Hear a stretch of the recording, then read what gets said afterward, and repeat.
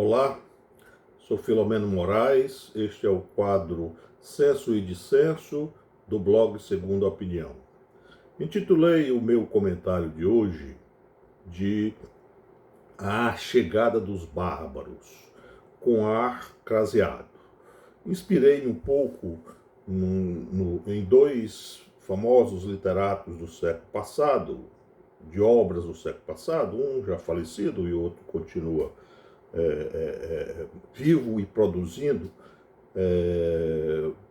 o poeta que nasceu em Alexandria, no Egito, poeta de língua grega, Constantinos Cavafis, e o romancista sul-africano J.M. Coetzee.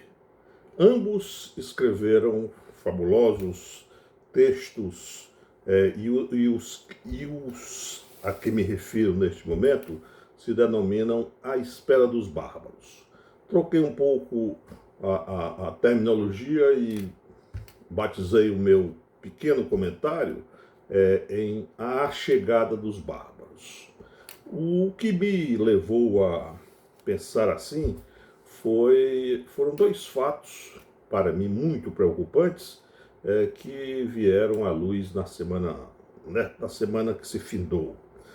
Em primeiro lugar, a longa indecisão e a inusitada indecisão do comandante do Exército Brasileiro e também do alto comando, que acabou por absolver o general Pazuello, um general da ativa, participar de uma atividade político-partidária. A justificativa, que veio à tona um pouco a sorrelfa, é de que o general, mesmo participando de um encontro político-partidário, não participou de um encontro político-partidário.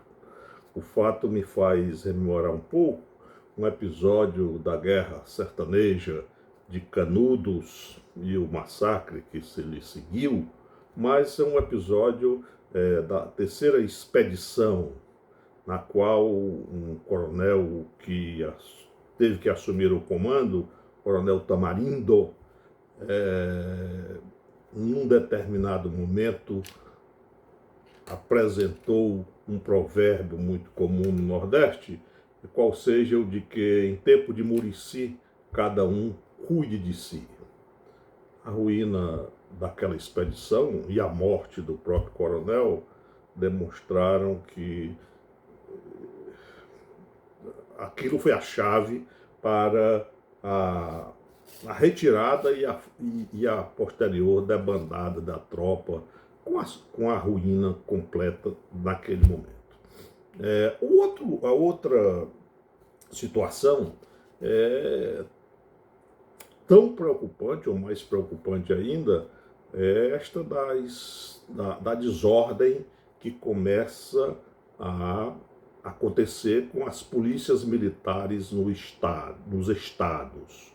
As polícias parece que estão verdadeiramente sem comando.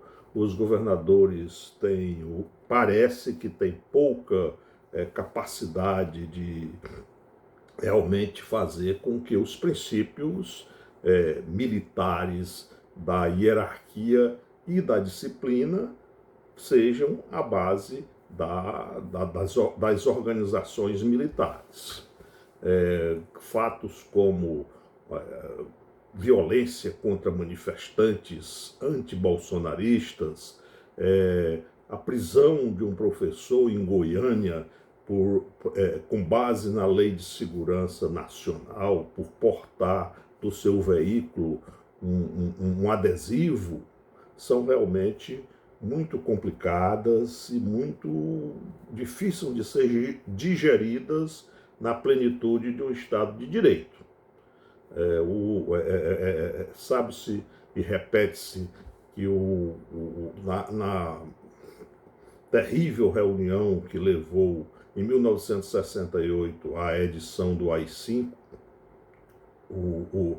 o ministro da Justiça, que preconizava um ato de força extremamente selvagem, foi contestado pelo então vice-presidente da República, o político mineiro Pedro Aleixo, e o ministro da Justiça replicou: o senhor não acredita na capacidade do presidente da República de aplicar o AI-5?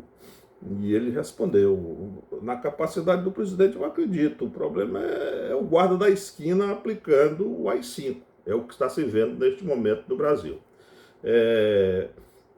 Voltando agora a esses episódios e trazendo-os para o âmbito da filosofia política, a gente deve lembrar as metáforas da filosofia política, principalmente aquelas apresentadas pelo filósofo inglês Thomas Hobbes, a dos monstros, a recuperação que ele faz dos monstros mitológicos da Bíblia Sagrada e dos fenícios, do Leviatã e do Behemoth. Um é o monstro marinho, o outro é um monstro terrestre. Se fala muito ainda hoje no Leviatã, mas o sentido do Leviatã numa linguagem bem rasteira, é o sentido do bem. É o de promover a ordem e, por conseguinte, evitar que a sociedade se desintegre. O Behemoth, pelo contrário, é o monstro da discórdia, capaz de fazer com que a guerra civil venha ao horizonte. Me parece que no Brasil, neste momento, o Behemoth tem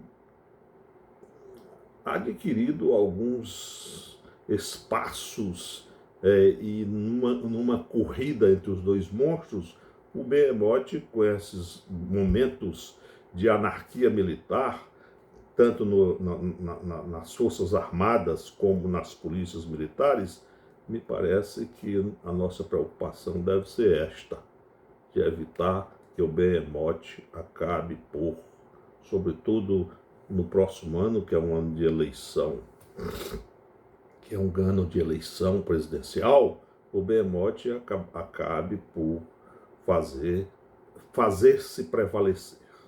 Muito obrigado.